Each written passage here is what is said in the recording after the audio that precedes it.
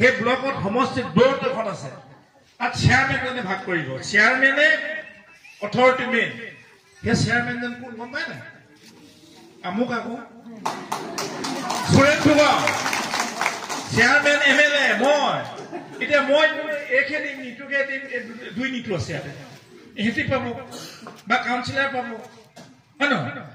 এইটোৱে কথা চিধাকে কৈছো মই কোনোবা এজনে এই যদি নিজকে বেলেগ এজন জিকাব কেলে দিম চিধা কথা কৈছো কেলে দিম কাৰণ সিহঁতৰ দুজনী যদি বা কোনো এজনী জিকে মই কৈছো আৰু যদি কোনোবা ভোট দিয়ে তাই স্কুলে গ'লে মানে কি হ'ব সেই পাই আমুকি মোক ভোট লাগিছিলে পাই তাই এটাই উত্তৰ নোৱাৰো বুলি ক'ব অৰুণোদয় দিয়ক কওক নোৱাৰো বুলি ক'ব ৰেচন কাৰ্ডখন দেখক নোৱাৰো বুলি ক'ব কেলে নোৱাৰো বুলি ক'ব কাৰণ সিহঁতৰ বিধায়কো নাই চৰকাৰো নাই